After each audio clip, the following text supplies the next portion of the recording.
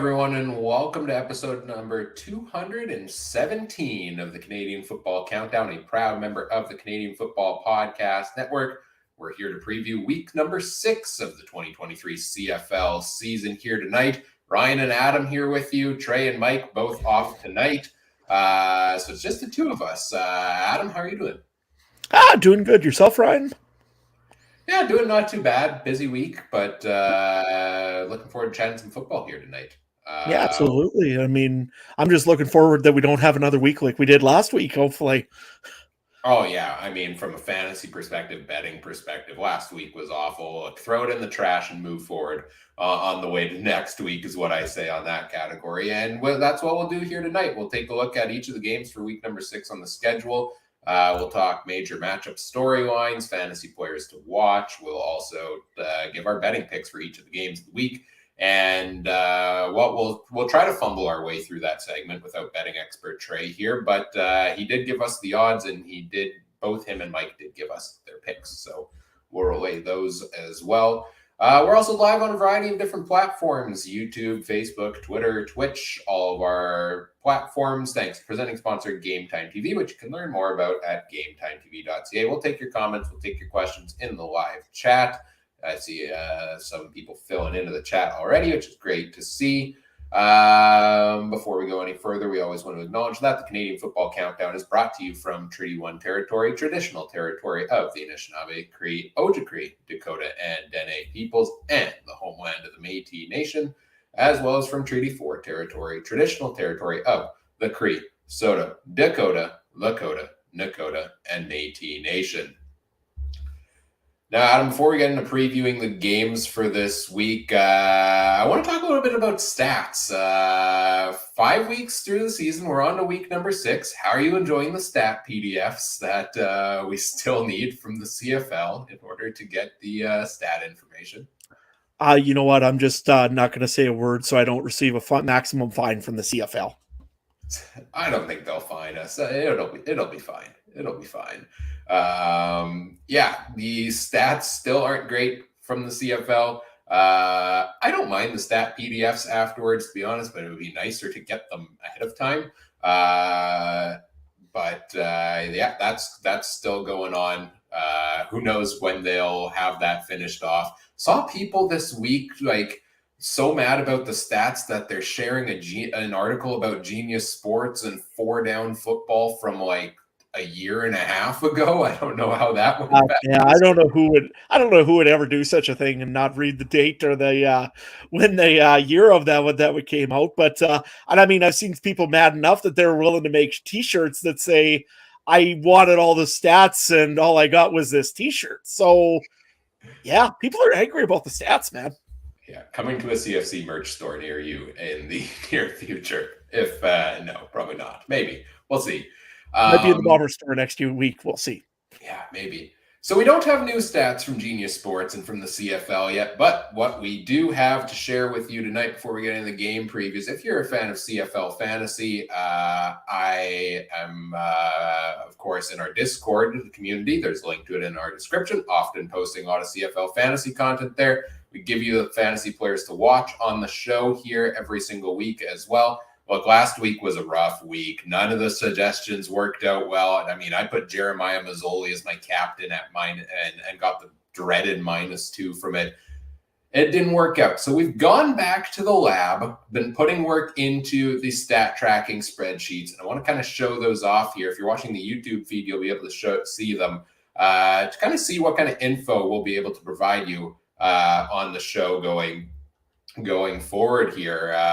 Spent a lot of time working with some Google Sheets formulas. Yeah, I'm a fun guy this week, and we've got fancy new spreadsheets here to work off of.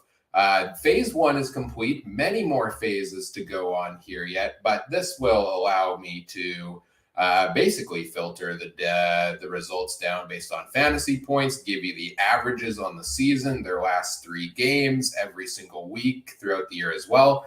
For example, Dominic Rhymes has the highest average at 18.6 out of anybody so far this season, but his last 3 games have trended downwards at 14.5 points. We'll be able to provide that insight on every single position here, as well as not just fantasy points, but any other stat categories that lead into them. So, for example, if you want to pick a running back in CFL fantasy, you probably want to pick one that's getting the ball quite often. So you want to see how many carries they get on average. Dedrick Mills is the one who gets the ball most often at running back. While this may be a bit of a surprise to some people if we take a look at the last 3 games for running backs.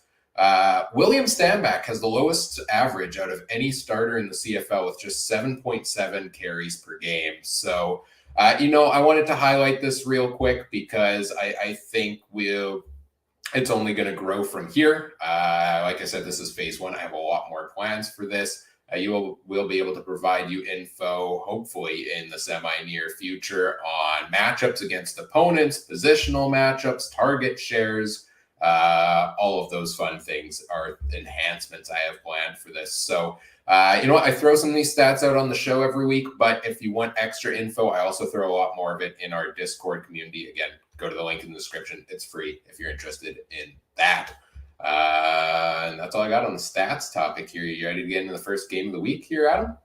Yeah, well, also, I just wanted to say, I mean, you could have spent your time building a new Iron Man suit, or you could have spent your time doing almost anything else, but no, you took one for the team and you built us an awesome thing here. And yeah, there's a lot of stuff that goes into that. So thanks for that. And I'm sure that the guys that are in our Discord channel will absolutely love that going forward. So yeah. How long did that take you, by the way, Ryan? Just for the fun of it. Just a couple of evenings of working with Google Sheets while watching TV and watching football, and it not that much work actually went into it yet. So you mean you've put more work probably than Genius Sports has into trying to get those stats going for the CFL already? I mean, I do wait for the stat PDFs to come out every night post game, and then copy them into the spreadsheet to power these insights here. So, you know what? I had a plan to do it automatically this year. The CFL broke that when they switched to the new stat system, so we're doing it manually every single game, all season long. What a fun time we're having here. Hey, at least, sidebar here. One of my most popular tweets of all time was from this week, where I highlighted the fact that Richie Sindani was in CFL Fantasy twice at 2 different prices, and only one of them was scoring points. A lot of people shared my confusion and outrage with the CFL on that one, and they fixed it. They kept the more expensive version of Richie Sindani, which is fair, I would say. But you know what? So we're changing lives here on the podcast. All right, let's get into our week one. This is week 6. This is week number 6. Let's get into our week 6 preview, and it starts off with the Hamilton Tiger Cats, of whom you're wearing their hat currently. They are heading to Edmonton to face the Elks on, I think this one's the Thursday night game at 9 p.m. Eastern time. What are you watching in this game, Adam? Well, the first thing I'm going to watch is over on the Hamilton side of the football. They finally won a game last week, obviously. We're all proud of them. They finally got their win over the Ottawa Red Blacks, even though Ottawa was, we'll talk a little bit more about them later on. I mean, Crum was coming back in that one and was one throw away from essentially tying it. So I still think there's a lot of concern in Hamilton if I'm the Hamilton Tiger Cats. However, if I'm also the Hamilton Tiger Cats, I seen a little bit of encouragement last week. The thing I seen was James Butler finally getting a few rushing yards. Is this going to be a trend to continue, do you think, this week, Ryan? Or you're facing the Hamilton or an Edmonton defense that the line isn't too bad. Usually the defensive line does have a little bit of talent and seems to have a little bit of push into it. But I think you still run the football if you can, if you're Hamilton, right? I mean, you should, obviously, yes. I think James Butler is an integral part of the team, especially against a team like the Elks, who have been pretty bad against the run so far this year. That game, Edmonton and Saskatchewan last week, Jamal Morrow ran really good against the Elks in the first quarter, and then the Riders kind of just went away from him, and I was a little bit surprised there. But I'll pull up the stats system here on James Butler carries on the year. 11 in week 1, 16 in week 2, only 5 in week 3, and then 17 last week. So it was his highest total of the year. I mean, that's 2 of the last 3 games where we've seen Butler go over 15 carries. I think that's wonderful from a Hamilton standpoint. I think he should be getting over 15 carries a night every single time. So favorable matchup there. I would like to think he gets a similar workload against the Elks, but it's Tommy Condell's offense. You never know. Absolutely. And I mean, now that you've seen Richie's and Danny actually have a pretty good game, he might just start throwing it even more there because, I mean, you technically now have 3 receivers that have done a little bit there to help Matthew Schultz out. However, also Matthew Schultz did run the football a little bit there last week, which I think helped the balance because he had almost 80, 85 yards roughly of rush, which again, in a Tommy Condell offense, that's pretty much about like seeing a unicorn over in Hamilton. Injury wise, over on the Ticat side of things, some notable ones. Lawrence Woods, he was considered a healthy scratch, I guess, last week. He's fully ready to go. I'm not sure what exactly is going on there, but no real injuries of significance other than, again, the ones that are on the 6th game, like Bo Levi Mitchell and a few others.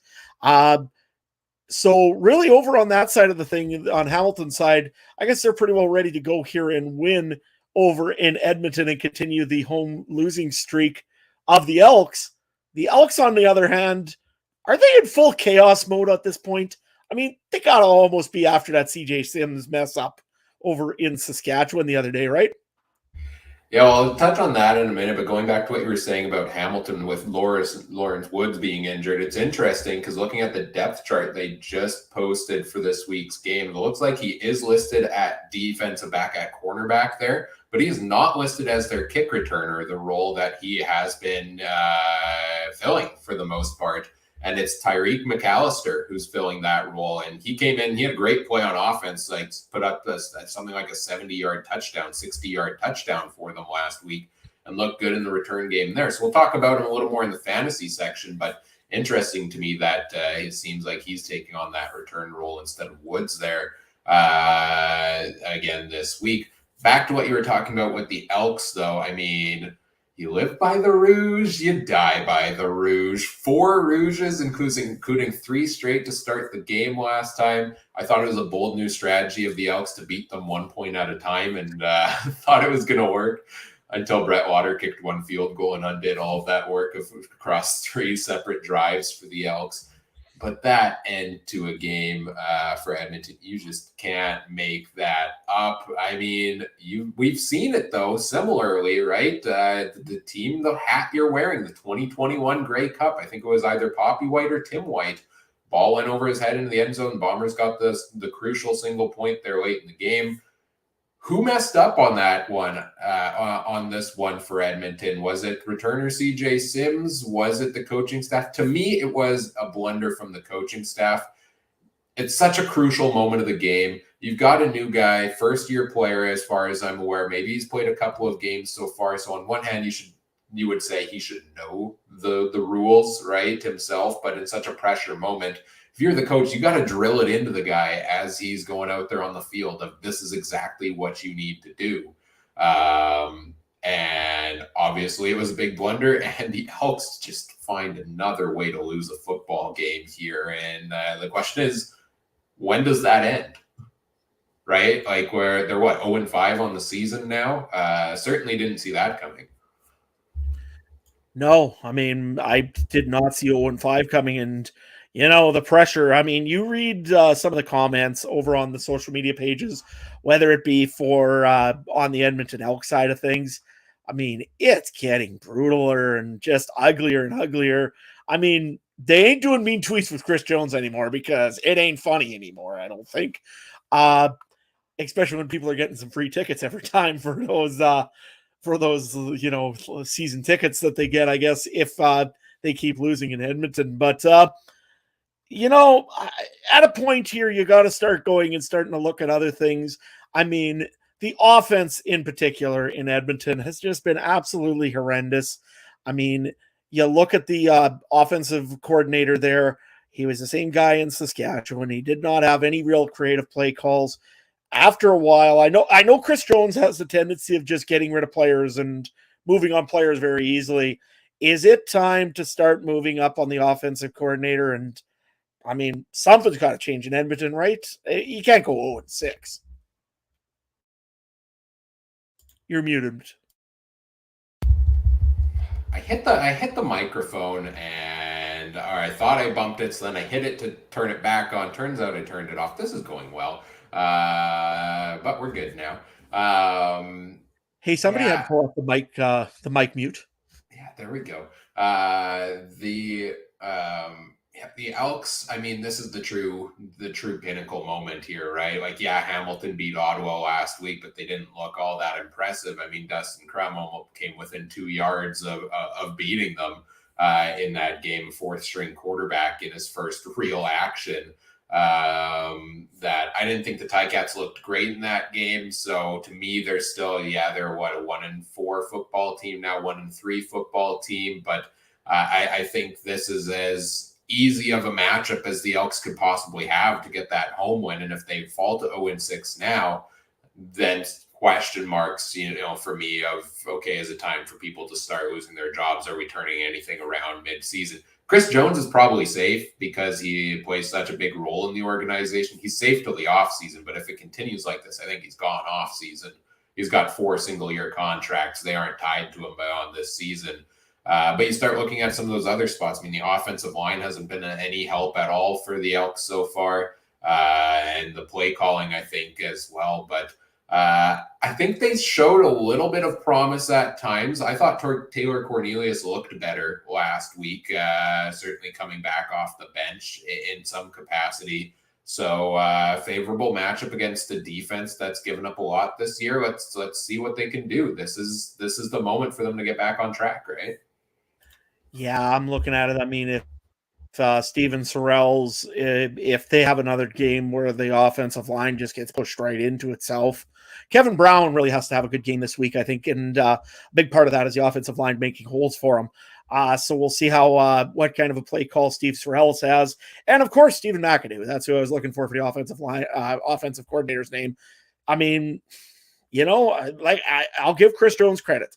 He's very loyal to his core coaches, but I watched that game last week and Edmonton really had nothing going on. I mean, Cornelius had a little bit more time to run the football around a little bit, and he seems to have success running the football against Saskatchewan. But that was all that was working for him. It was no real passes that were going anywhere. There was no real offense. And I mean, you just had that feeling like it's just a matter of time before Saskatchewan gets a touchdown, it's over. And so that's the biggest thing Edmonton needs to do is need to score points and score points often. I don't care how they got to do it. If they have to go and take an electric cattle prod and nail Dylan Mitchell every 10 minutes to get him moving. I mean, yes, he's on my team. I know that, but he's got to get some points eventually because, last week he had a couple more maybe catches, not a whole lot more though. Again, that's a guy you got to rely on to get your big catches when you don't have Eugene Lewis. And I mean, that's Edmonton's big problem, I think, right now. Speaking of Dylan Mitchell, is there some way, some shape or form that you're going to put him on fantasy this week, Ryan? No, and the big reason is because, I would think about if his price kept on dropping, but I don't understand the pricing in the CFL fantasy site. Dylan Mitchell dropped down to a price of $6,000 last week, put up 5 points last week, and now they've put him back up to $8,100, I believe it is. So I guess 5 points is worth an extra 2,000. If you follow any of my, value tracking, it certainly does not warrant an $8,000 player, 5 points a game. So no, Dylan Mitchell is not in my players to watch for fantasy this week. I've got 3 of them in this game. The Elks receiver I'm looking at is Maurice French for another week here. He comes in at $6,300 in the official fantasy site. Last 2 games, he's been in 2 games so far this year, 8 targets and 6 targets in them. Last week, anybody who took a chance on him in fantasy was disappointed because he only got 1 catch last week out of those 6 targets.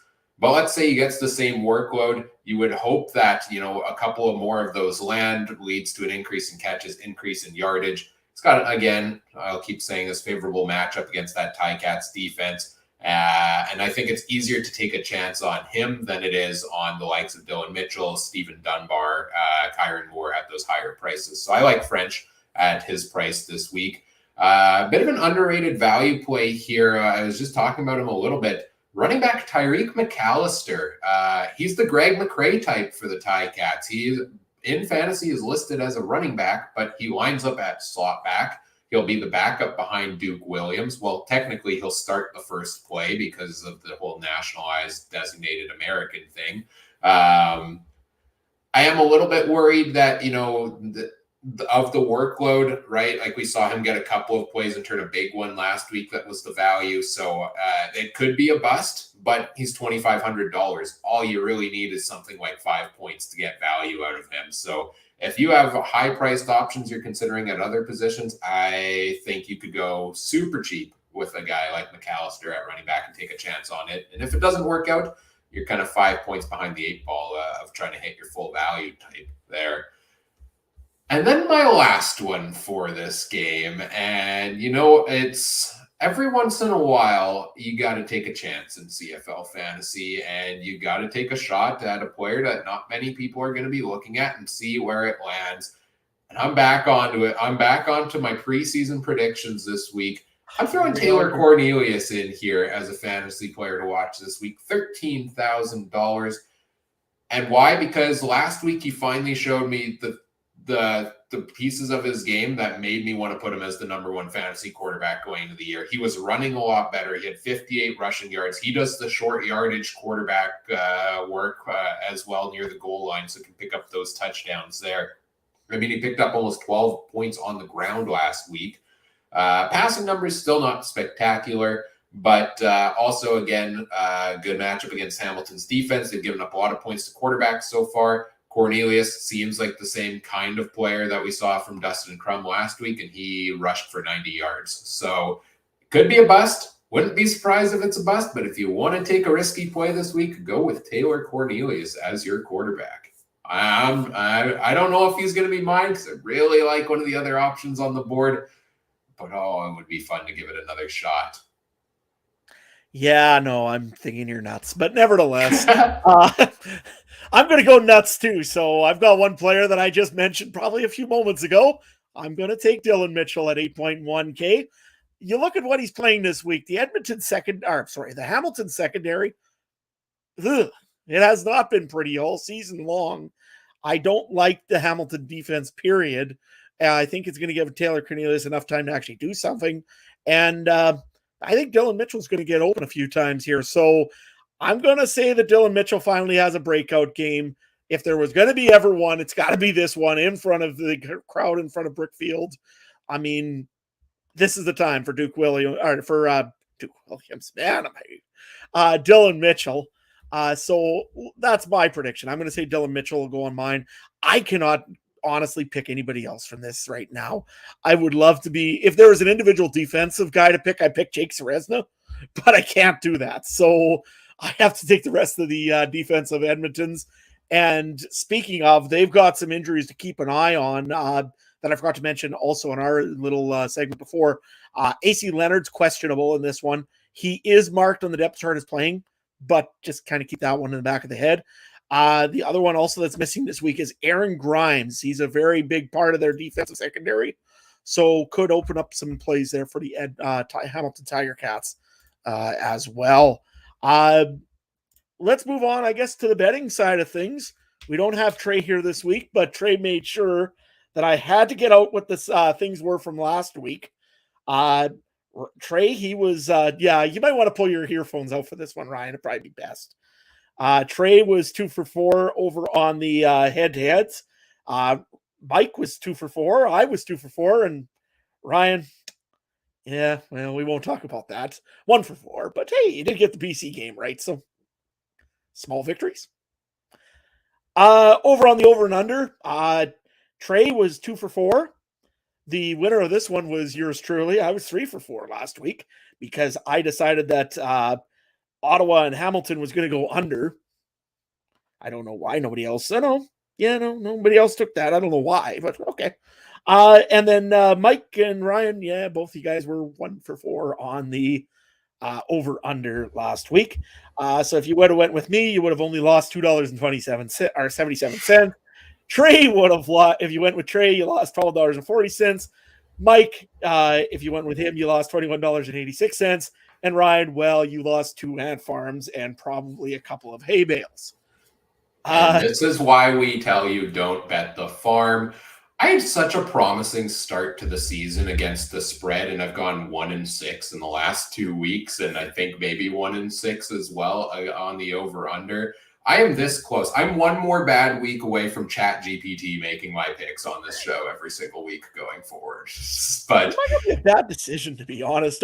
I think next year what we should do is we should just have Chat GDP play against all of us and see if it wins or not. Yeah. I like it. But, Mama didn't raise no quitter. So I'm back in for another week for the picks here. Looking at the line on this one, it's Hamilton 3-point favorites over the Elks, even on the road here. And the over-under line is at 42.5. Trey said he's going to go with Edmonton at +3 and take the under. Mike is going Hamilton -3 and taking the under. So a bit of a difference on which team they'll take against the spread. Adam, what about you? What are your picks in this one? Well, no question. I'm taking the under on this one because, I don't think either of these teams can score anything. The other one, though, I'm going to actually do it. I think that the Edmonton Elks will finally win a game at Brickfield. They'll do it this week, so I'll take the Edmonton over on the 3. I'll take the +3 on Edmonton on this one here because I really do believe that actually Edmonton is going to win this game. Not just cover, they'll actually win it. So. Yeah, I'm going with Edmonton here as well. I mean, they've been such a disaster for most of the season, right? But I'm also not too impressed with what Hamilton's done either. Something has to give for Edmonton here eventually. Yeah. I tried to abstain. I mean, I could abstain. Trey's not here to stop me from doing it, but I won't. So you know what? I'll ride with you guys on this one and take Edmonton +3. That was my thought process as well. I think Hamilton should have looked a lot better last week against Dustin Crum, especially with Ottawa reeling a bit from just the gravity of Jeremiah Mazzoli going down. We'll get into that yet shortly, but I will take Edmonton. I thought they improved in some capacity last week. In terms of the over-under, 42.5, like that's a 23-20 football game puts you at the over already. So to me, like I always see that, I'm like, okay, well, like that's not that difficult to get to. You guys are all going the under. Let me go different on this one. I will take the over. I could see a case where, the defenses that have struggled, the offenses get going here. So, let's switch it up a bit. I'll take the over on this one. And you got to remember on this one too, like for the spread, Edmonton is almost playing for their playoff lives at this point. I mean, if they don't win this game, crossover could almost be hard to see already for them. So, I mean, I've seen teams lose 8 in a row and then win 10 straight. See the BC Lions a couple of years ago, but I don't see this one happening, to be honest with you. I mean, they got Winnipeg twice yet. They've got some very tough teams ahead. Edmonton's got to win now. Absolutely. Let's move on to our second matchup of the week here. It's the Toronto Argonauts coming off their second bye of the season into Montreal to face the Alouettes. This one's the Friday night game, 7:30 p.m. Eastern time. What storylines are you looking at here? Well, I think the first one we got to talk about is the Montreal Alouettes. They've got to stop letting Cody Fajardo get nailed every third play, fourth play. I mean, Fajardo's running for his life again this year. I mean, he's, I think, in position right now to take 100 sacks. That would be by far and away the record for sacks taken in a season. You've got the Toronto Argonauts who kind of like to sack the quarterback quite often with a really good vaunted defense. This is going to be one of those scary matchups that I really don't like the look of for the Montreal Alouettes on paper anyways. Maybe Montreal changes something here, but what is it? Is the offensive line? Is it Fajardo leaving the pocket too soon? What's causing all these sacks, do you think, in Montreal, Ryan? I mean, you got to start looking at the common denominators, right? Because Montreal didn't look too bad on the offensive line the past couple of seasons. I thought they were kind of underrated there, but now all of a sudden we're seeing, and we thought Fajardo got away from that offensive line in Saskatchewan. Now we see him over in Montreal and seemingly having the same problems, and you start wondering what the common denominator is. It's Fajardo and it's Jason Maas's offensive scheme, and I have to wonder if those are part of the issue here. And I saw a video circulating on Twitter, and I apologize, I forget who it was from, but it was basically a play where nobody was pressuring Fajardo at all, and he did his favorite little spin move to try to spin out of the pocket and find somebody on the run, and ended up causing himself troubles there. And I think that can be a curse sometimes, having the running ability as a quarterback, because it's just your temptation to use it all of the time. And I think we see several quarterbacks around the CFL have that problem. But it seems like Fajardo gets himself almost into more sacks than he gets away from sometimes. And I think the offensive game plan hasn't helped either. I mean, for the most part so far this season, all you've had to do is try to cover Austin Mack and try to cover Keon Julian Grant, and you kind of know what the offense is going to do there. William Stanback, like I talked about at the top of the show, hasn't been getting very many carries there. So the Alouettes offense is predictable. Fajardo's a little bit predictable in that sense. The offensive line, maybe they've regressed a little bit, but I think it's all one beautiful storm that's leading them to be on pace for something like 100 sacks against this season currently. Yeah, and another piece that helps usually avoid some sacks is having a very good run game. And this year here, as you probably alluded to it earlier, I think when we were introducing your fantasy, William Stanback has not been utilized a whole lot. I mean, he's on average getting about 7 touches in the backfield, I think it is, or 8 touches. I mean, that just is not enough with a guy like William Stanback at the backfield. That takes a lot of pressure off your offensive line for blocking, because they're trying to just make holes and they're not trying to get somebody held back or anything to try to keep the ball off for pressure. The other part that actually I found really interesting when I was looking at whatever stats I could find, those PDF ones, another little interesting fact, Cody Fajardo is actually one of the guys that throws the most long balls out of anybody in the CFL so far this season. I believe he's something like about 20 or 30 targets already, or so outside of 40 yards. So when you're going and lining up for that, you got to be expecting to take a lot of big hits. So Montreal's got to change up their offensive game plan, even though Fajardo says this is the first one that's ever been catered just to him, much to the chagrin of most Saskatchewan Rough Rider fans. I'm sure he was in Saskatchewan last year as a starting quarterback, but what do I remember? Anyways, injury-wise, the Montreal Alouettes, I mean, besides those 6-game ones like Greg Ellingson and a few other pieces there, they really don't have a lot on their injury report for this week to talk about.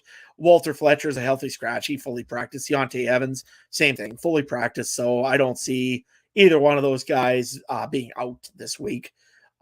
Walter Fletcher doesn't matter, it seems like, because they aren't even using William Stanback. So anyways, the other side of things is the Toronto Argonauts. I don't think enough has been said even still about Chad Kelly. I mean, the guy has come in, he's lit up the league so far. I mean, he's made McLeod Bethel Thompson be pretty much, nobody's even mentioned his name, I don't think, in Toronto right now, because they got Chad Kelly. They don't need a guy like McLeod Bethel Thompson. At this time of year, if you would have told me that McLeod Bethel Thompson was available and Toronto wasn't chasing him, I would have been stunned.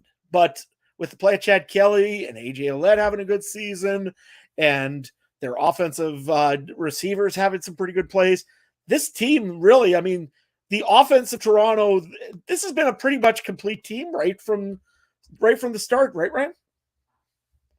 Yeah, I mean, the Argos side of things, there's no real holes in the lineup. Like, you look at it on paper, and it's a pretty even team across the board. I mean, Kelly, I don't think necessarily has lit it up in the passing game. He had those 3 rushing touchdowns in week 1, which contributed to it. And he's had a couple nice runs there. But I could be wrong here, but I'm pretty sure he has not passed for more than 300 yards in a game yet. I'll take a quick look at the stats sheet here.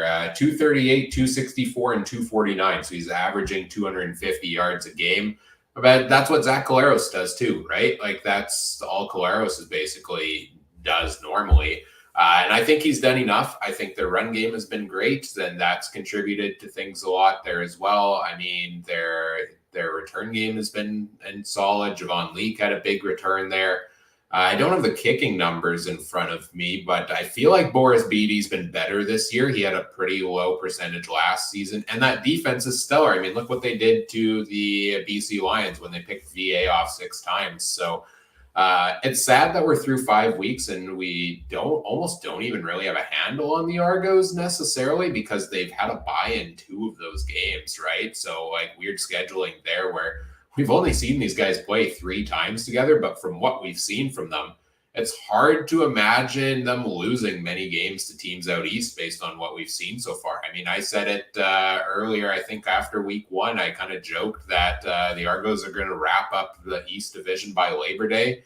And honestly, I don't think it's going to be long after that. I think this is the team to beat. I think it's the best team in the CFL for sure.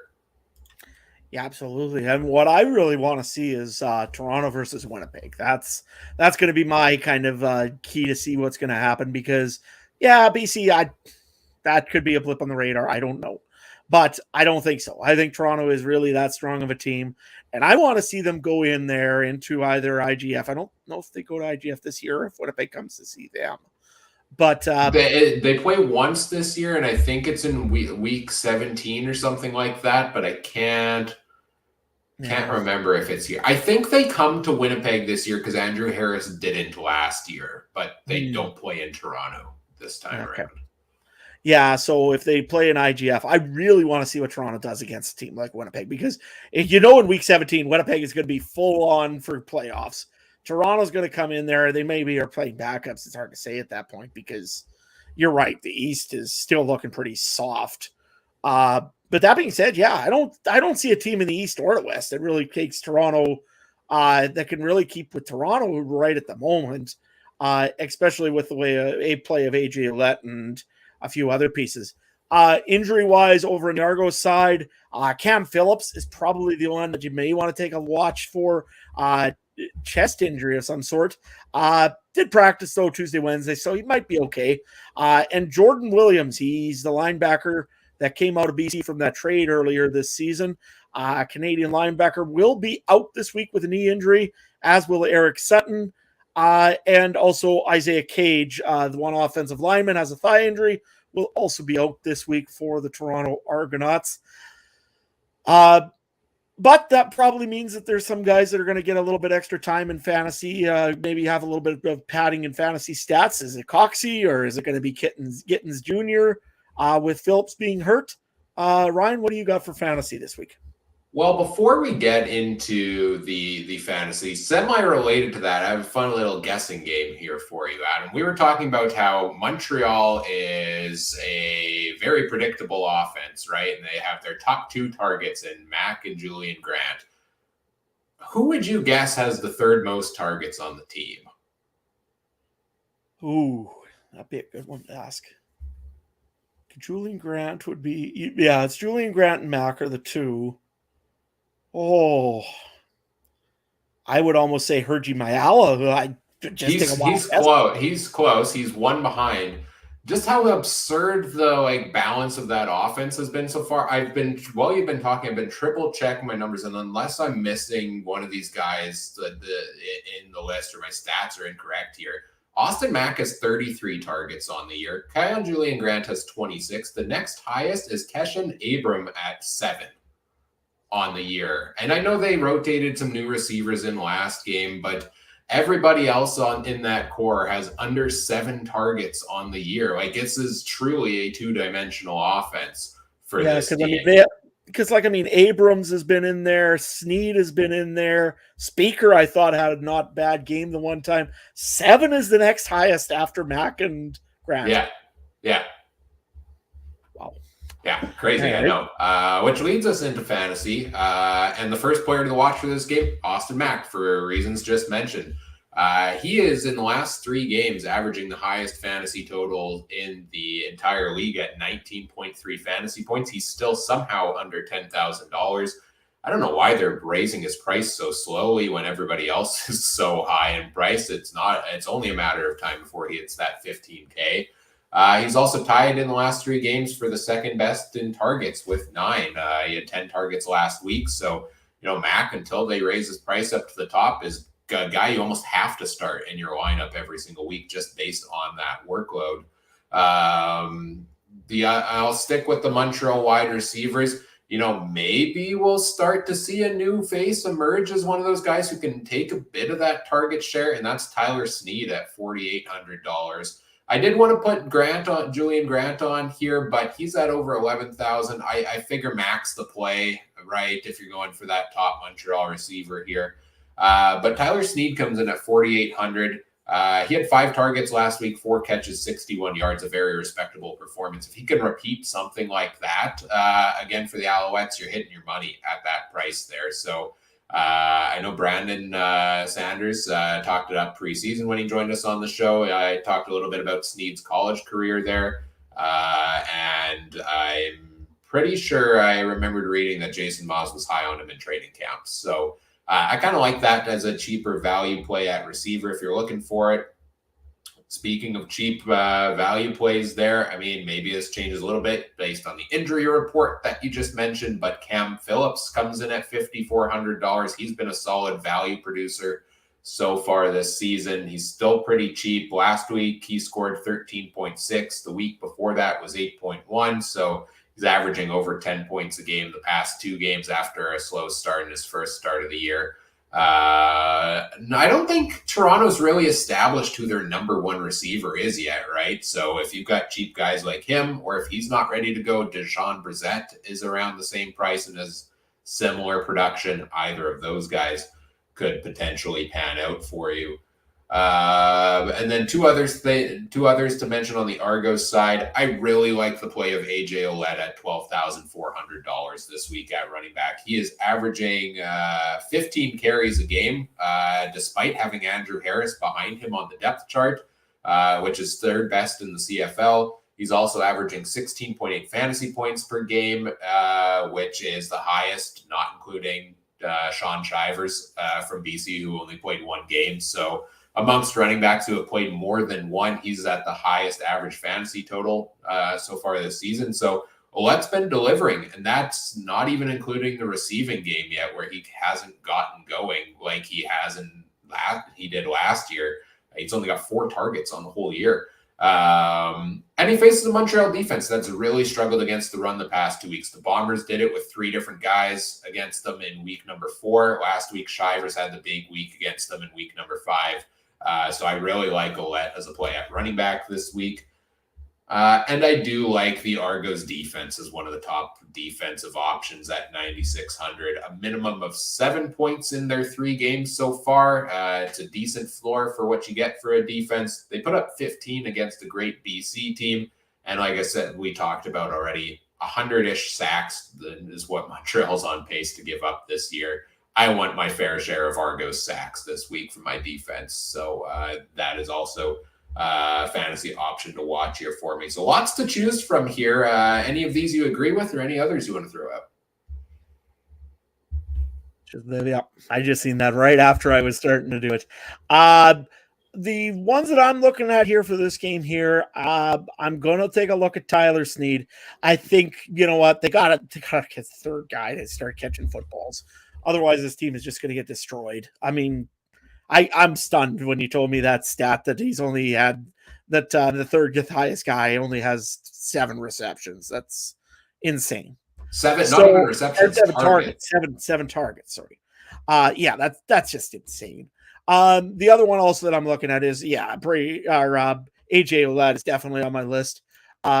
He's had such good success against tougher running teams, and I think he's going to do very well against the Alouettes. So, yeah, those are the 2 I'm looking at. I want to put in Austin Mack. I'm debating to put in Austin Mack because he gets all the catches. I mean, he gets all the targets. Everything goes towards Austin Mack. That being said, if Toronto's smart, they're going to just clue in on Austin Mack and double team him, and he'll get nothing this week. So I don't know. I'll think of that one, but I've got some other options I think that might work pretty well too. So. See, I keep thinking that as well. Like, eventually teams are going to shut him down, but like nobody has so far. And I keep expecting them to split off that target share. And then he got 10 targets again last week. So it was like, okay, as much as I want to, the trick is to try to pinpoint that week where Mac finally has his bad game, but it's hard to be the one when he keeps putting up these totals to stray away from him when he's the highest producer in fantasy right now. It was like Dalton Schoen last season, as I keep saying there. And then I did have one more. Sorry, I did have the Toronto Argonauts defense right now. Okay. I think that's a pretty good choice because, yeah, shut down Austin Mack. What else they got essentially in Montreal? Fajardo gives up, and the offense gives up a lot of sacks. They've given up some weird interceptions. I think this could be a pretty good game for Toronto to possibly do some damage against the Alouettes. All right, let's get into the betting odds for this game. We've got Toronto as 5-point favorites on the road into Montreal. Toronto -5, Montreal +5. The over-under is a higher total in this one, 48 points. Trey took Toronto and the over. Mike took Toronto and the under. So again, they disagreed on the over, or they disagreed on something.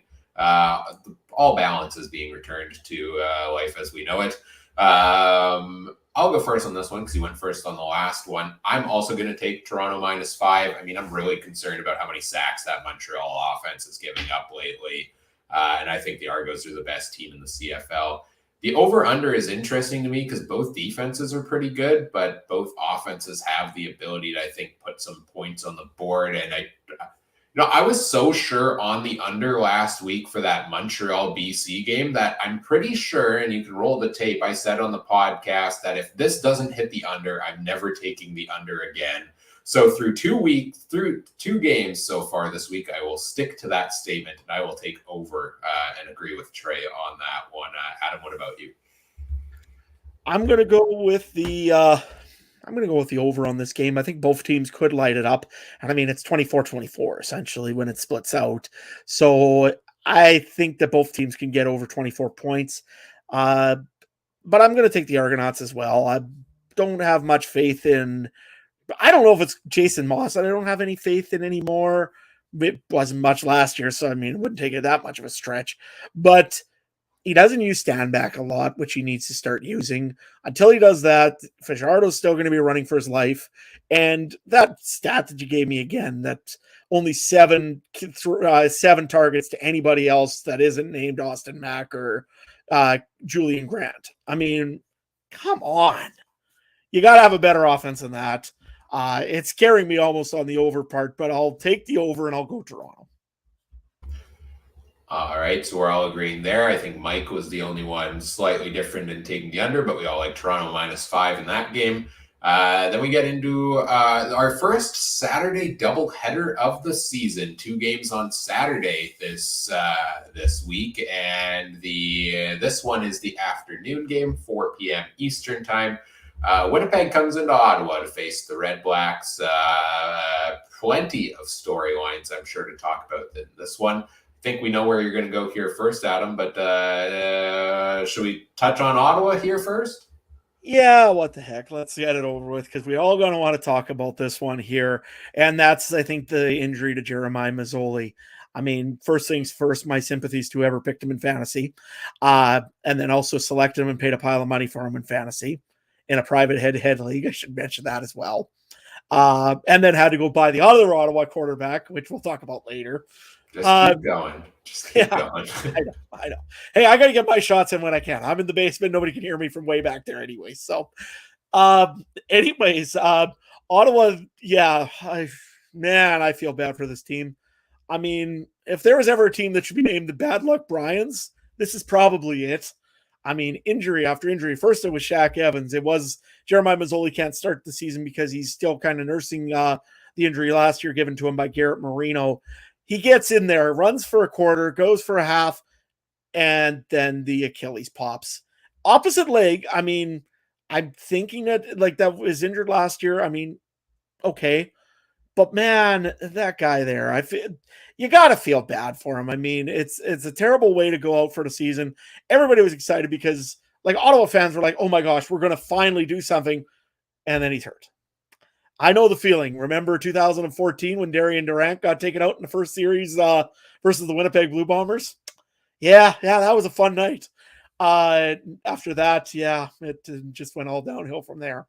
The worst thing to me, the worst thing about this Mazzoli injury is just watching it be a non-contact injury too, I know. right? And I saw a lot of interesting discussion of did the Red Blacks, and what do you think on this? Did they rush him back from the injury too early? I mean, there was so much confusion around the timeline, right? Where suddenly it was okay, he's going to be ready after the bye week, and then he wasn't, and then they said it would be week by week. Tyree Adams went down with the season-ending injury the week before.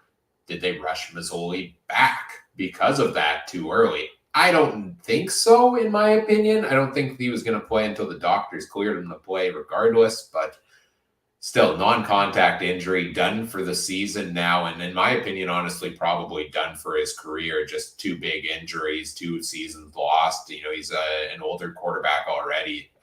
Tough to see a guy potentially go out like this, but Yeah, no, it is. And I mean, to me, I don't think they rushed him back. I mean, you know what? Nowadays with players and player safety and everything else, you just can't do stuff like that. It's if the player is ready and 100% and he's been practicing, he's been he's been going a little bit. Look at Saskatchewan, what was it, 2 years ago?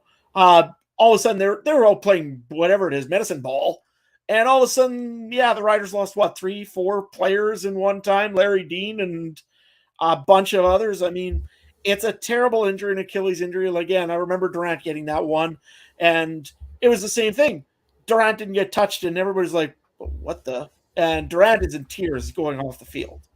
It's a terrible injury. I wish Jeremiah Mazzoli all the best.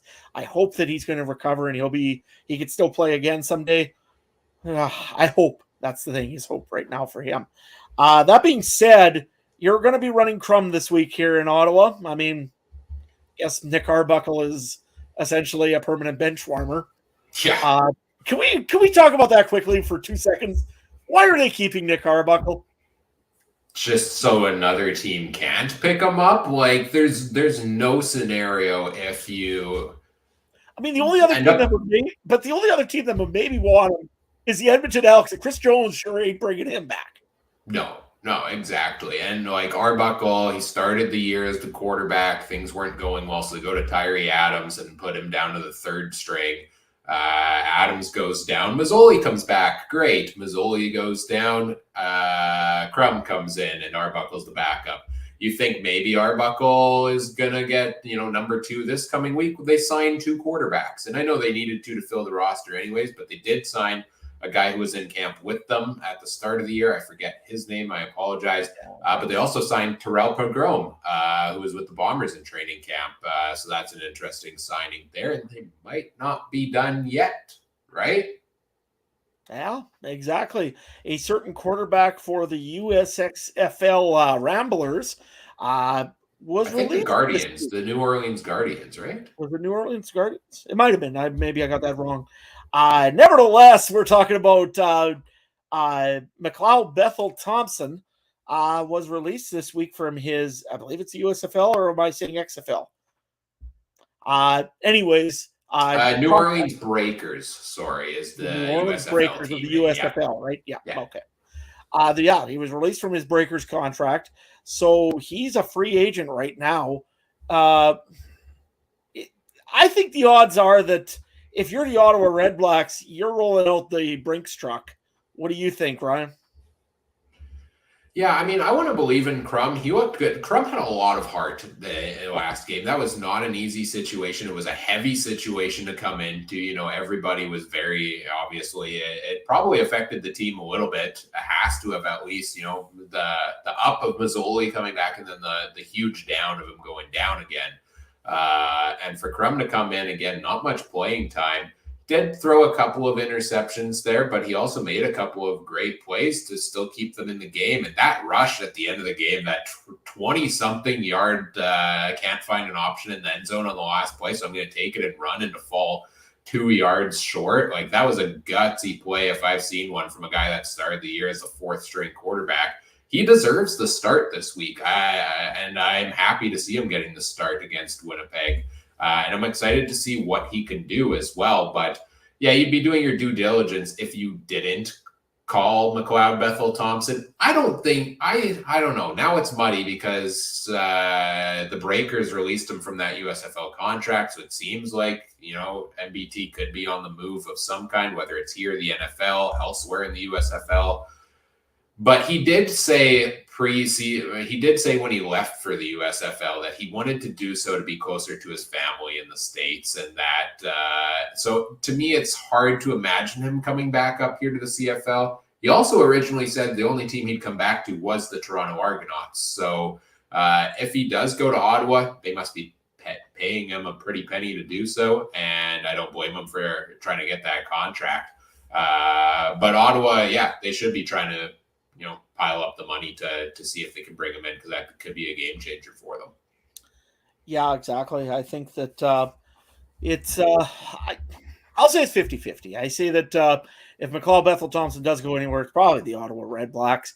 And it's going to be for a pile of money, because I don't think he's going to go more than 1 year, and he's going to want to make it worth his while to come up to Ottawa, because right now Ottawa does not look like a Grey Cup contending team by any stretch of the imagination. That being said, I mean, you look at the injury report for the Ottawa Red Blacks. I don't have enough time to read all these, but we'll just go through some of them here. And the more important ones: Dante Bull still injured. He is fully practicing, but leg injury over that offensive lineman, that's a little scary. Justin Hardy was limited in practice for the back injury. We've got Justin Howell on the defensive back. He did not practice so far this week with a hamstring. Cleon Lang, same thing, defensive lineman. He's been sick for 1 day here. Sherrod Baltimore, that's been a big one for them lately. Knee injury, he is fully practicing. Could be a little bit of a question, though. Devontae Williams, same thing. He was a healthy scratch. What if they're thinking about bringing him back in and putting him behind Tuggle? Who else do I look on this list here that I could see? And again, don't forget, I didn't even mention the 6-game injured players. And there is a lot of them. Shaq Evans, for example, he's one of them. I haven't seen Jalen Acklin. He's going to be one of them as well. So lots and lots of players on the. Did I say that right? No, Jalen Acklin is he's still in the lineup, but you're thinking Braylon Addison, I think. Oh, right. Sorry, Braylon Addison. I keep getting my old Hamilton guys mixed up, even though I'm wearing that. Nevertheless, yeah, there's still a lot of injuries there for the Ottawa Red Blacks. That being said, I want to bring up the injury list here for the Winnipeg Blue Bombers as well, which seems to be pretty excessive. And I think this might be a little bit of Mike O'Shea playing with the piece here, because he's got Drew Brown, Patrick Neufeld, Carlton Aguadalsi, and Brian Cole is not injury related. He really loved that word, not injury related. One also that he can maybe mention pretty soon, and this is another one that's been going around, is Kenny Lawler. There were supposedly some reports out there, and I think it was Jeff Hamilton from Winnipeg, kind of bringing up that this might get settled out by the weekend for Kenny Lawler. Where do you put him in this roster, Ryan?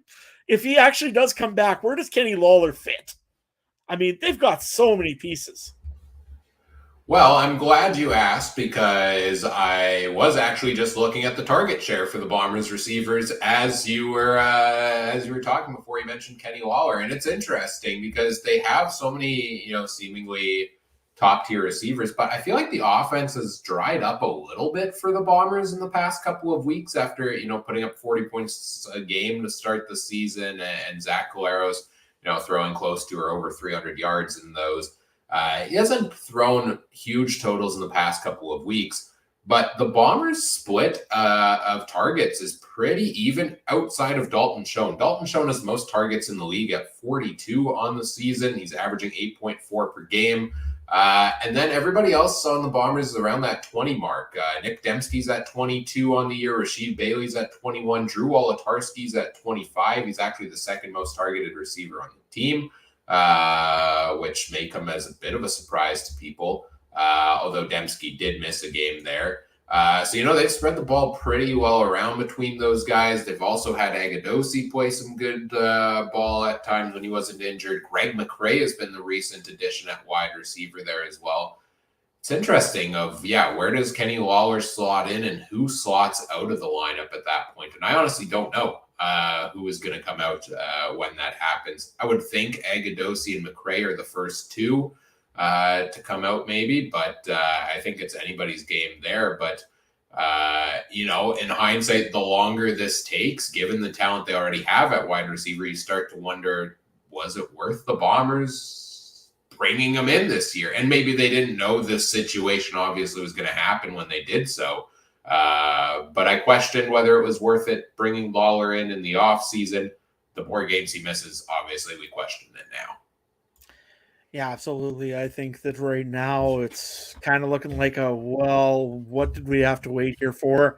And you know what, Kenny Lawler, he's still a great receiver, but man, if Winnipeg figure out where to put him and get him moving, I think he'll be a pretty good contributor on the team. But yeah, you're sacrificing a guy like Carlton Agudosi, who's started to really turn it in this year and start to become a real part of the Winnipeg offense. So I think Agadosi will play this week, though. I think he'll get back in the lineup this week because Janarian Grant went down due to injury last game. And if Grant is out, that probably means Agadosi, I think he was practicing and healthier this week, gets back into the lineup there. So also, I still say why, and this is me after seeing McGray last week. He had an amazing game, had a huge return, had a big reception.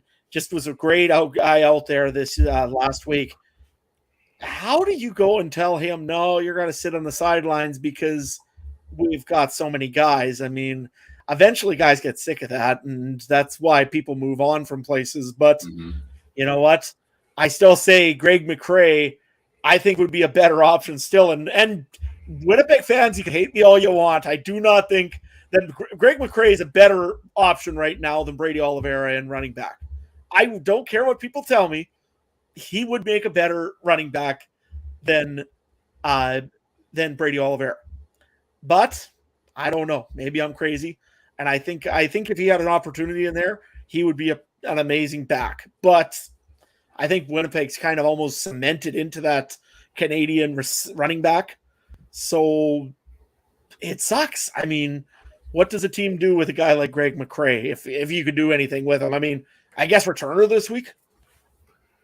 Yeah, I think he'll probably be the guy returning kicks and maybe spelling on offense there a little bit. I'll disagree with you on Oliveira. I think Oliveira is still a great back. I mean, he leads the league in rushing. He's got 400 yards in 5 games, averaging 80 yards a game there. Last week, though, did not have a good game, in my opinion, until the fourth quarter when somehow when the Stamps were expecting it most, he ran all over them, but the rest of the night he got nothing going. And that's a common theme where he seems to just turn it up a notch when the game matters most later on.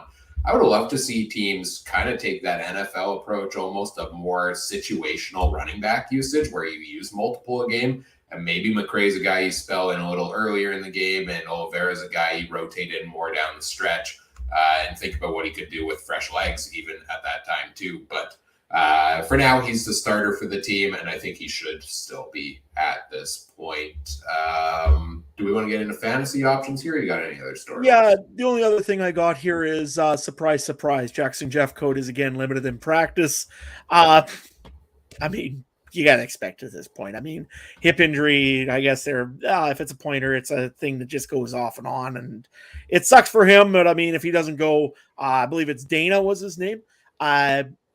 The other defensive lineman that was taking over. Celestin Haba. Haba, that's the name. Yeah. Sorry. Haba looked really good when he was filling in for Jeffcoat. So, I mean, in all honesty, it's not much of a loss there for Winnipeg. Right. But maybe does that change your idea in fantasy for picking the Winnipeg Blue Bomber defense, Ryan? Well, I don't have the Bombers defense in here. And, as I'm looking through the options, normally I try to give multiple potential fantasy picks at each position every week, just to give you options to consider. Honestly, I think the Argos defense is the only one I had in here so far this week. I'd almost put Winnipeg in that category. I mean, Crum, I could see them giving him a really hard day there also. but also games where I expect them to do pretty well. They dropped point totals of like 2 or 3 points only a couple of times this year. So they've been hit and miss. I think there are other better options. So I'm not going to include the Bombers defense and the players to watch this time around because I think there are much better options out there. But there's only 2 guys from this game I like. I don't like any of the players that are listed at wide receiver for either team. Ottawa, it's unpredictable how Crum's passing is going to be in this game. And on Winnipeg's side of things, again, some of the passing totals have kind of dried up a little bit, and there's too many mouths to feed, and every receiver is like $15,000. Like even Drew Wolotarski's $15,000 in fantasy now. So none of them are worth the money. But Greg McCrae, in my opinion, still could be. He's 6,300. He's listed as a running back. He'll line up at slot back, presumably. And they've started using him in so many different ways that I think he's kind of that Greg of all trades usage there. The only concern for me is that he could, if he is handling return duties with Grant out, does that take him a little bit more out of the offense with all the other options there? So I could see it being a bust. It's a play I would maybe take a chance on at running back if you don't like the other options there. And the other thing is with him, he does not get points, and I want to make sure on that. He doesn't get points on special teams, does he? Correct, yeah. If for some reason they decided to remove return yards. Unclear if they removed return touchdowns. I thought I saw in there at one point that return touchdowns still counted. But that's probably any given week, flip a coin and then spin around 5 times, and you might get them, you might not. Yeah, so, but it's going to be mostly based on his rushing total, and his receiving total is really what his point total is going to be. So that could be hit or miss, but the price is cheap enough at running back. It could be worth a play there to save some money if you need. And the other player to watch, I am all aboard the Dustin Crum train this week. $5,000 starting quarterback in CFL fantasy. He showed fantastic fantasy potential last week. He put up 17 points in a bit over half a game. That was the 3rd best quarterback on the week, I'm pretty sure.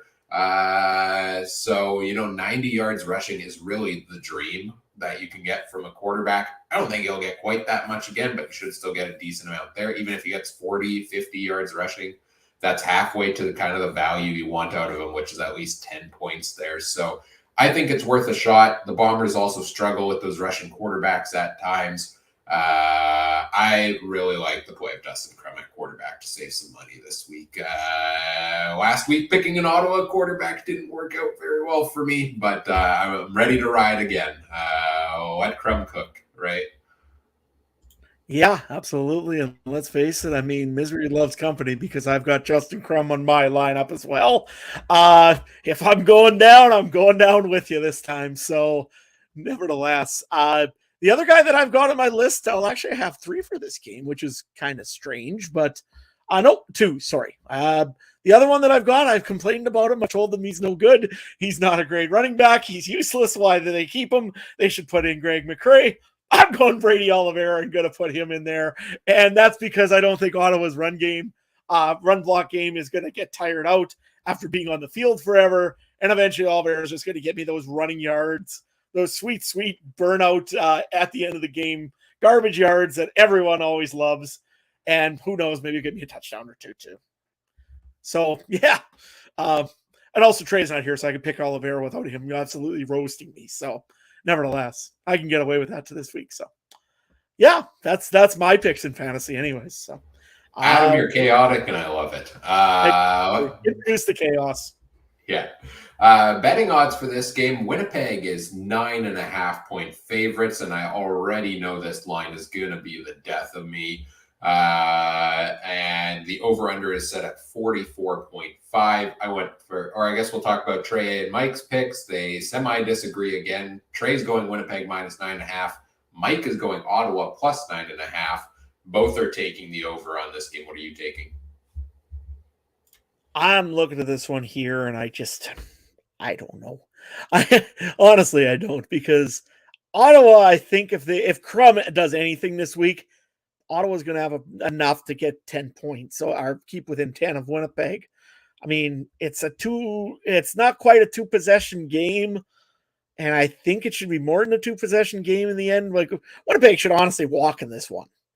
But it's in Ottawa, and Ottawa fans are loud. They scream lots. I don't know. You know what? I'll still take Winnipeg in this one here. I don't like doing it, but 9.5. If it was 10, I'd probably take Ottawa, but 9.5, I'll take Winnipeg. And I think that Winnipeg's going to score quite a few points in this one. So I'm going to go in the over. I think Winnipeg will get over 30. So that means Ottawa really doesn't have to get 14. So I think I'm going to go in the over on this one here. So give me Winnipeg in the over. Yes, because the home crowd at Ottawa has made such a difference over the past couple of years. I'm just trying to be nice, man. I'm trying to be nice. They don't have much to cheer for right now in Ottawa. They will cheer for themselves. That's right. Hey, they're going for the 2-game. They're going to the 2-game home win streak here. We'll see if they can pull that off. They burnt their entire budget on fireworks last week. Yeah, exactly. Clarification as well. Mike is taking Ottawa to cover the spread, but he is taking Winnipeg to actually win the game there. So we all believe Winnipeg's going to win, and we're all taking over on this game. But Mike is taking Ottawa to cover. Final game of the week here is the Calgary Stampeders at the Saskatchewan Roughriders for the second time this season. They went to overtime last time out after they started the game off with 9 points in the first half and ended up with point totals in the 20s and 30s. So second half explosion led to overtime. This is the second game on Saturday, 7 p.m. Eastern time. What do we got for storylines here, Adam? Well, first things first, I think we got to talk a little bit about the Saskatchewan Roughriders and their injury situation here. Or, well, pretty much almost everybody's hurt of some sort. And this ain't the playoffs, so that's not a really good thing. I'm just going to run through the names really fast because I can. Jeremy Clark, Jake Wieneke, Matt Dean. I'll actually go with the did not practice ones. I won't even go with the maybe kind of sort ofs. I'm just going to go with the ones that are definitely without pretty confident that they're going to be out. Jake Wieneke, Matt Dean, Anthony Lanier, Brandon Council, CJ Rivas, Charbel DeBeer, Lake Corte Moore. We've got Kosi Onyeka. We have got Roland Milligan Jr., which is a big one. Amari Henderson, another big one. Peter Godber, another big one. Brett Lowther hasn't practiced this week. That's another big one. Frankie Hickson's been limited in practice this week. Rodney Clemens, he's been limited as well. He's got an ankle injury. And also, it says here, Jeremy Clark, he's a healthy scratch. Well, there ain't going to be no such thing as a healthy scratch in Saskatchewan because everybody's got to play. What in the world is with the injuries here in Saskatchewan? Is it lack of practice? Is it like strength and conditioning? Man, there is something in the water. Is there something in the water that makes the bones weak in Regina? I mean, I'm trying to throw out any conspiracy theory I can here because if I'm concerned, I'm sure there's a lot of Riderville that's pretty much blowing the alarm bells and bitching out or getting the pitchforks out. Yeah, I'm not going to question the injury situation there after those 4 Achilles injuries. Was it before last season? I feel like if I do that, I might end up with one. So I don't want to jinx it. Yeah, lots of guys down due to injury, but lots of guys stepping up to fill a role. I mean, they're 3-1 football team. They had 2 close games against the Elks that maybe were closer than they should have been. But guys have stepped up in different roles on both the offensive and defensive side of the ball to get it done for the Riders so far. So, you got to respect the depth there, right? Yeah, absolutely. I mean, you look at what Saskatchewan's done on the receiving side alone. I mean, you've lost Wieneke. You've lost what do you call it? You knew you weren't going to have Schaefer Baker at the beginning of the year. You knew you weren't going to have probably Braden Lenius for a while. Plus, also you got injured Darrell Walker, who they were expecting big things out of. But you take a look at last week. You had a guy walk in, Mitch Picton, looked like a regular old receiver out there. Didn't miss a beat. Thought it was Jake Wieneke on a prime day. You have Tevin Jones, who kind of came out of nowhere and became a great receiver so far for the Roughriders. At least he got lots of targets. Let's put it that way. Sam Emilus, he's had a turnaround season so far this year, as well as Sean Bain Jr., who came in filling in for another injured guy, which is Johan Breskison.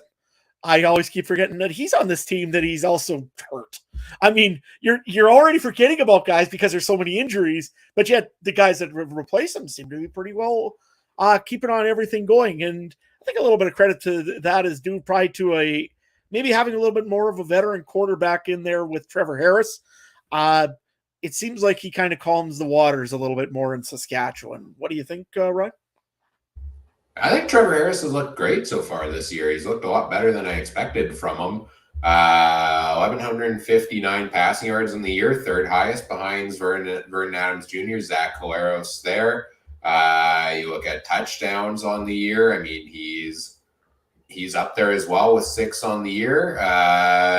Maybe that could be a little higher, but again, it's third in the league behind those other two. And 4 interceptions.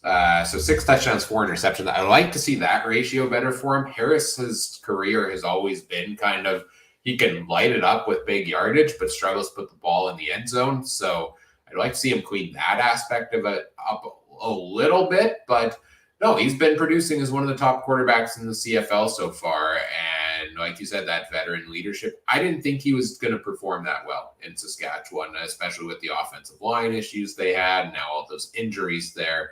But he's been finding those connections with those younger receivers and spreading the ball around pretty well to get it done. Absolutely. The other part on this is over looking at the Calgary side of the football, talking about a different quarterback there, Jake Maier. I think there's huge expectations coming out of the offseason for him. And I mean, overall, he had a reasonable enough game, I think, against BC. Didn't do much against then after that, just really hasn't done much. I mean, when you listen to the last week, when you listened to the game on TSN, I think Glenn Suter said it, that he was working himself over a lot and making himself do too much on the field. Is that the case, or what does Dave Dickinson, an old quarterback himself, need to do to get this young guy kind of more focused and on the right path? Does he? He's got a great running back in Dedrick Mills, but is it just the fact that he's missing so many wide receivers also that are hurt? Yeah, I don't know if it's that. I don't know if it's just the dynamics of the game for Jake Maier are different coming into this year, knowing he's the full starter, right? Last year it was the pressure was on him, but wasn't necessarily on him to come in, take over for Bo Levi Mitchell, who was already struggling. And now they banked everything on Jake Maier being able to continue to develop coming into this year.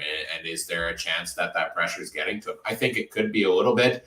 I think some of the changes as well, like you said, at wide receiver, there's some differences there, maybe some differences on the offensive line. I thought I remember hearing in one of the games early in the season on the broadcast, them talking about Dave Dickinson used to be kind of the one calling the plays, or heavily involved in calling the plays on offense.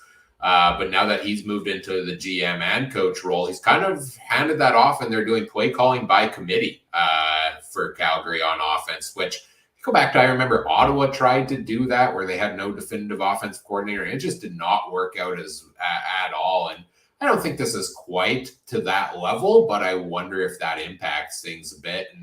And seems like, I don't know, Maier's just throwing up balls that he shouldn't be right now. He completed 74% of his passes last year, if I remember correctly, second best in the CFL behind Nathan Rourke. And so far this year, he's put up 58%, 56, 67, 51, and 56 in all of his games. So only one game over 60% of his passes completed, if my numbers are correct here. Maier's throwing the ball a lot. He's just not hitting his targets. Yeah, it just seems like he can't quite get that pass off, or it's just overthrowing, underthrowing. And it'd be very interesting to know how many of those are overthrows, underthrows, or if it's just drops, because I think Calgary, both of these teams actually for that, have had a lot of cases of the dropsies. Saskatchewan, I know for sure. Tevin Jones, he's gotten a lot of targets and not so great on the amount of catches. And I'm singling out a guy, but I think it's also the same thing on the Calgary side of the football. I think there's a lot of drops on there as well, which unfortunately makes the quarterback look a little bit tougher. So, anything on the defense on these two teams that we need to worry about? Obviously injuries on Saskatchewan side of the football, but I don't like Saskatchewan. I think really I'm kind of surprised on the defensive side of things that there isn't as much pressure and sacks as maybe years past, kind of. And I know that there's a few guys talking about it in Saskatchewan this week. The lack of sacks in this defensive line.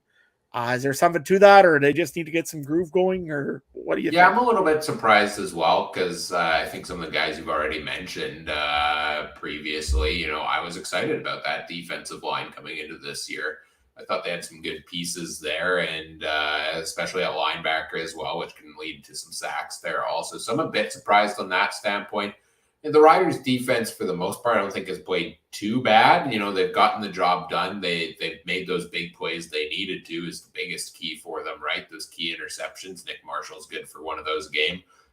He also is good for being beaten for a long pass once or twice a game.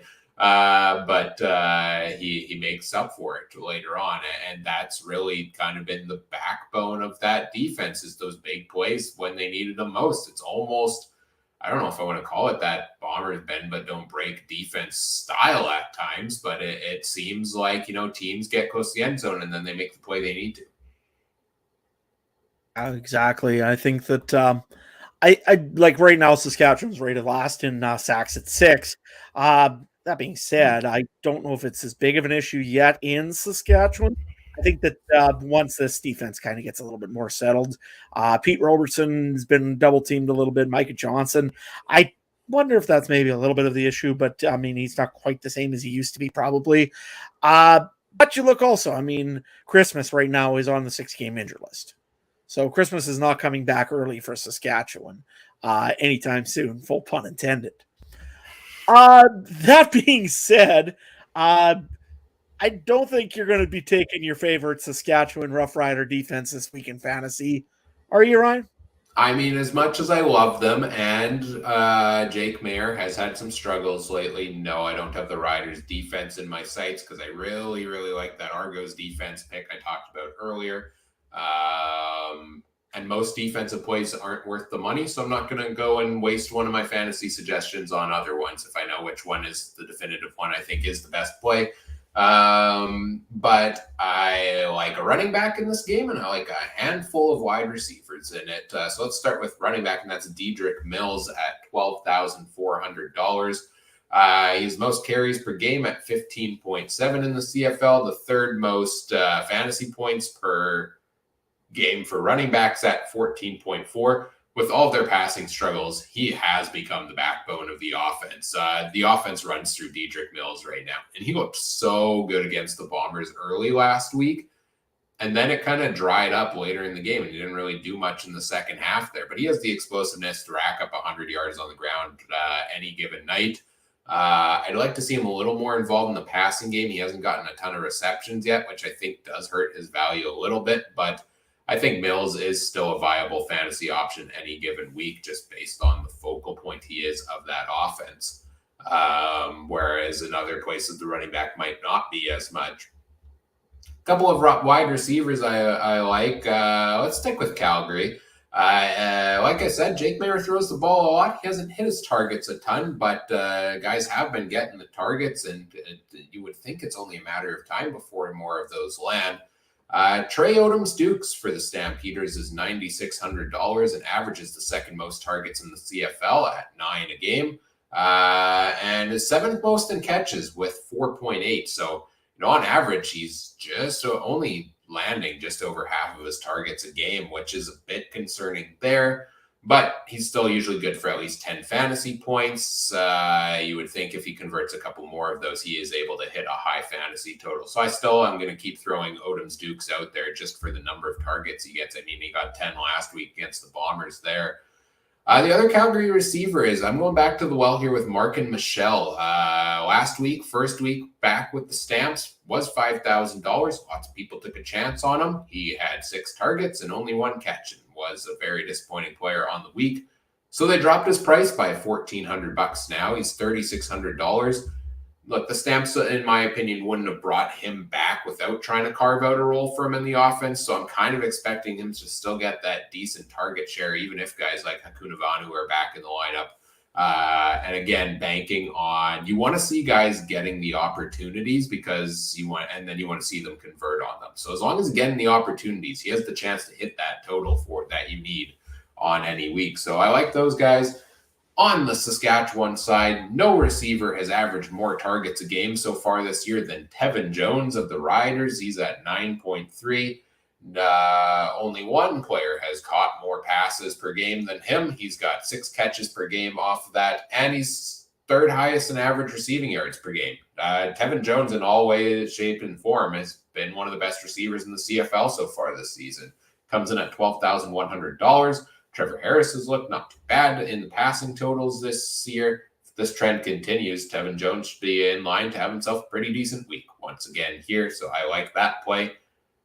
Now let's talk about the one that I think a lot of people are going to try to go towards because people like to pile onto the single performance they saw the week before, where Mitchell Picton was the leading guy at receiver for the Riders. 17.9 points last week. And here's why I almost didn't include him this time. First of all, $5,300, decent price for Mitchell Picton.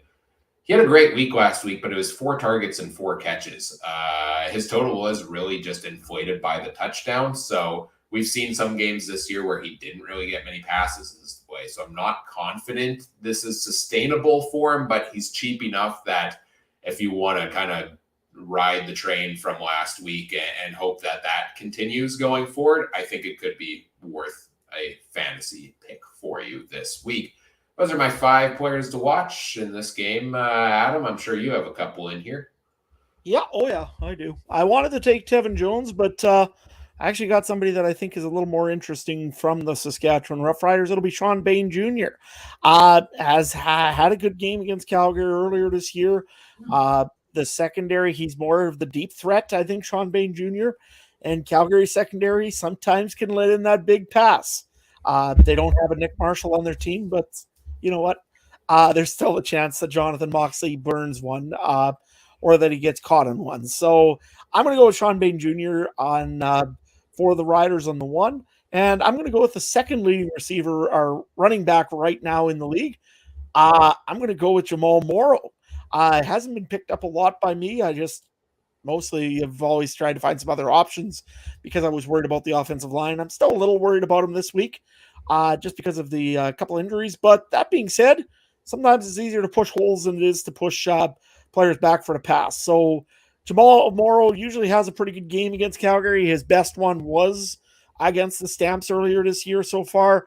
So I'm going to go with Jamal Morrow as well. I thought about Mitchell Picton, I will be honest, because I have recommended him in the past, and I was going to go and put my money where my mouth is, but I'm not going to. So you know what? Jamal Morrow and Sean Bain Jr. Yeah, those are the 2 guys I'm picking. Yeah, and I think your justification there makes sense for me as well. You know, it's great to look at how they performed in the same matchups previously as we go on throughout the season. I'm hoping these fantasy charts will have that hooked in there as well for closer details on that. So good find on that one on Bain's totals there and on Morrow's totals in their last matchup. And if you want one other reason why I picked Morrow, the amount of rushes that go for first down on the Calgary Stampeders is second last in that stat. So they get a lot of first downs on Calgary on the ground. So that's a usual sign that usually running backs getting more than 10 yards. So I really do like Morrow in this pickup. Just I wanted to pick Dedrick Mills because usually, yeah, Calgary and Dedrick Mills means usually big yards, but I think Morrow's going to have a better game. I don't just a thought. Yeah, maybe I'm still bitter from Morrow last week. He was my lock last week against Edmonton, and then they went away from him the rest of the game there. But let's look at the odds on this one. It's a tight line. It's Calgary. Saskatchewan is 1.5 point favorites at home here. So since the home team is spotted 3 normally, does that mean that Calgary is technically actually the favorites in this game? Yeah, I believe so, if I understand it correctly. Over-under line is at 44.5 points. Trey is picking the Riders at -1.5. He's taking the under. Mike is taking Saskatchewan -1.5. And once again, they're disagreeing on something. He's taking the over. What I guess I'm up first because you went last time. I'm going to agree on Saskatchewan -1.5. I mean, I think the Riders are the better football team right now. Calgary's looking a little bit shaky in different aspects as of late, especially with the quarterback situation. I like Trevor Harris a bit more right now. And the over under, I said I was never going to take the under again, but I got to go back to the well for between this previous matchup. The under looked so promising after that first half when there were only 9 points, and then they went to overtime and ruined it. But I'm going back to that well, and I will take and agree with Trey here and go Saskatchewan with the under. Yeah, I'm looking at this one here, and this is one of those games that's a capital opportunity for the Saskatchewan Roughriders to really actually claim 2 season series against 2 West opponents already. They got the one against Edmonton. They can get the one against Calgary this week. They have gotten one heck of a tough schedule to begin this season. They've played all West opponents so far. They got another real tough one next week. I'm going to take Saskatchewan to win this one. So I'm going to go with Saskatchewan on the 1.5. And I'm going to go over on this one here because I think Saskatchewan's got to show that this wasn't a fluke, or that, you know what, we could beat teams convincingly. I think it's time, because you look, they played Edmonton twice and it was dicey if they could beat them. They played Calgary, went to overtime, they beat them.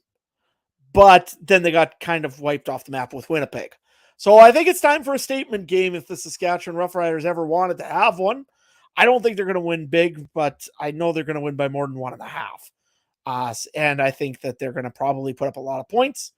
But I think Calgary might too. So we'll go with it over. And to me, honestly, when it's such a small line at -1.5, it's basically a pick 'em, and I like the Riders a little bit better there.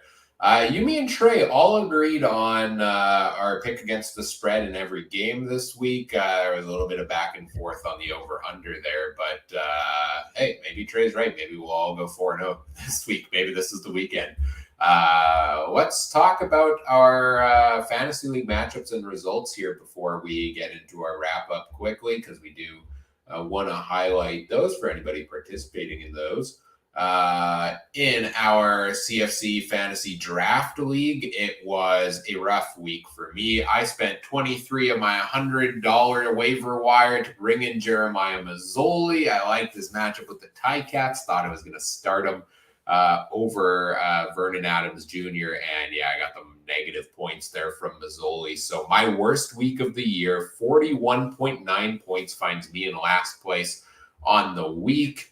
Adam, you were at 65.3, right behind Trey, who was at 67.8, and Mike had the top score at 84.5 for the week. So good week for Mike, given all the low totals, honestly. He had Austin Mack, he had Zach Collaros, he had Brady Oliveira, Keon Hatcher. They all performed. Trey had Javon Catoy, big game from him last week, and a couple of Ticats. But what about you? How was your week? Yeah, it's very rare that I ever see Ryan back here and me and him fighting in the slew for the second to last and last place in the in fantasy. I mean, that doesn't happen very often. But You could yeah, have tidied up a little bit before I came to visit. Jeez. I know. Sorry, man. Saskatchewan, we do things differently out here. Anyway, no, the other one I was a little surprised about, that like you, me, couldn't beat even Trey, who had, like, how many Argonauts does he have? And they were on a bye week and he still beats us. I mean, a little bit embarrassing on that one, but it's Mark Leggio. The Mark Leggio 13 points is panning out for him. You know how he gave up he gave up Reddy Paredes, and I was like, I win. Apparently not. He won't need him the rest of the year, even on bye weeks, apparently. Overall totals on the year, haven't squandered my lead yet. I'm at 408.6. Mike is about 15 points behind me, so he's catching up. Trey's about 23 points behind him. Adam, you got a ways to go here, man. You're still like 70, 80 points behind Trey. So make it up this week. Start of a new week here. Things moving forward. Transaction, I dropped Jeremiah Mazzoli and picked up Dustin Crum off the waiver wire. I've got Vernon Adams Jr. He's on a bye week this week, which means the Dustin Crum train is riding in our fantasy league as well. I have changed a quarterback every single week. We'll see if that continues after this. Just wait till I bid the rest of my money on McLeod Bethel Thompson when he's available. I thought you were going to ask if Nathan Rourke was available when he was in BC Play Stadium. I would have performed better if I would have started Nathan Rourke at quarterback last week than if I would have started Mazzoli. In the CFL Podcast Fantasy League, you, myself, and Trey were playing that league for charity. Winner takes home some money for the charity of their choice.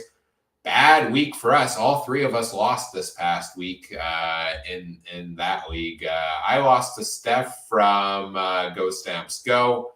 Only by 4 points. If Mazzoli wouldn't have given me -2, I would have been so close. Really could have just picked anybody at quarterback, but I blew it. You, Adam, did lose to Zach from Bonfire Sports, and Trey lost to Steve from the Piffles Podcast last week. This week, Adam, you're facing Joe from Rouge, White, and Blue. I am facing Steve from the Piffles Podcast, so I seem to be following Trey here every single week. One of these weeks I'll be able to avenge his losses. And Trey is facing Adults from the Rouge Radio Podcast. So make sure you check out all of those great shows as well, and all the other ones from around the Canadian Football Podcast Network at CF Pod Network on Twitter. Things are not looking great in the standings. I'm at 5th. Trey's in 10th, and Adam, you're in 12th. We got to get things back on track here in this league. And finally, in our Discord league, shout out to our Discord members playing head-to-head with us. 12 of us in that league. Adam, you beat our buddy Brandon from CFF University. Narrow victory of just 1 point this week. Nicely done. Yeah, no, not bad. Just kind of by the luck of my teeth. I mean, this week here, I had a terrible week, to be honest with you. But I mean, in all honesty, though, I got to admit, with the CFC stuff, I had a higher score than Ryan. I had a higher score than Trey, and I had a higher score than Mike, I believe. So I did have the highest score for the CFC team. No, Mike wiped the floor with you. Mike wanted me? Okay. Yeah, and he wiped the floor with me as well. Mike beat me in our matchup by 30 points this week. I was really hoping for 33 points of stat corrections coming out on Tuesday to turn it in my favor. That didn't happen. Your score ain't that bad, man. Dang it. So yes, Mike beat me in that one. And Trey lost to Discord user Sandwiches, who Trey and I both got to meet at the Bomber game on Friday night. So that was a fun little meetup. Shout out to him there. And shout out to the victory and being the only one undefeated in the league still. Mike's in 4th place. Trey is in 6th. I'm in 7th. Adam, you're in 8th in that 12-team league. We've got matchups. Trey's facing Brandon. Mike's facing Sandwiches. Adam, you're facing Jeppy. I hope I pronounced that right. And I've got Josh M, who put up the top score of the week last week. So should be another good matchup there. So much fun with CFL Fantasy. I'm having a lot of fun, even despite all the stats issues this year. And you can now see other people's lineups. They updated the site so you can see what other people have picked. So I can go and double check if Adam has clicked save or not. Going forward. But does it actually show my roster right now, or it will only show them after you've made picks. Yeah, after the picks have locked in and the games have started, as far as I'm aware. Otherwise, I was just going to go and copy Joe's this week and just go for there. Oh, smart! I like it. Gamesmanship.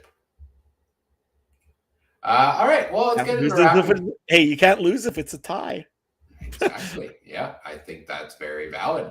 All right, let's get into wrapping things up here. We'll be back same time next place Wednesday night at 10:30 Eastern time. We'll preview Week 7 in the CFL, talk fantasy, betting options, storylines, and that one as well. If you want extra content also, come join the Discord community. Didn't end up having a drive home call-in show this week due to some work commitments, but it should be back next week. So you can join us live for that every Tuesday on the drive home from work. And that will get posted to the audio feeds afterwards as well. Lots of other fun discussion going on there also. If you want to follow us on social media, you can find us over on Twitter at CF Countdown Pod, on Facebook, facebook.com/CF Countdown Pod there also, see what we've got going on there. Not on Threads. I don't know, Adam, have you made the jump over to Threads yet? I just can't be bothered to be honest. I think once Twitter's dead, I'm just dead off of the old fancy thing. Although I would like to see Elon and Zuckerberg have their, steel cage match that they want to talk about. Yeah. They need to fight for my love. I don't know if either of them deserve it. I didn't say they have to live afterwards. Okay, well, let's go gladiator fight, man. Let's not go that far. So people can't find you on Threads, but where can people find you? Yeah, you can find me at Adam Stewart 1 over on Twitter. You usually end up looking at some hay pictures or some raking pictures or something else on there. Or you could just come over to the Discord channel. They made me a cool little thread or a little thread there for me to go and post all my farming stuff. So, you probably get the quicker pictures over on the Discord channel if you really are into farming. But yeah, make sure you follow me there. Make sure you also follow Trey. He does some cool little stuff with horse racing. He's been posting his bets a little bit more. And so you could be like Trey and possibly win yourself an ant farm on horses if you really want to. Ooh. So make sure you find him at Trey Harnesslick. And of course, make sure you follow Mike as well at Mike Garrell. Lots of great content there with the Game Time TV crew as well, and getting prepped for what I'm sure is going to be another busy season of hockey and other coverage coming up in the fall. I know he's always got a lot on his plate there, and hopefully we'll have both Mike and Trey back with us again next week here. I missed them, but Adam, every time somebody isn't here, I think the show is going to be shorter, and every time I'm wrong. We did an hour and 40 minutes of just the two of us. But I had a lot of fun. It was a lot of fun discussing that here tonight. So if you want to follow me on Twitter, I'm at CooperTrooper42, mostly just tweeting about inconsistencies with the CFL stats systems, or you know what? Maybe I saw Nathan Rourke was at the Lions game. Maybe I got to fire up the Nathan Rourke for Hall of Fame train once again. There as well. I really only have two angles on social media. Follow me if you're interested in those. Don't follow me if you're not. That's pretty much it. And whatever podcast platform you're listening on, we appreciate it if you do all the fun things such as like, comment, subscribe, rate, review, share the show with your friends. Help us grow the show. We always appreciate that. On behalf of Adam, I'm Ryan saying thank you for listening. Take care. Have a good one. Bye.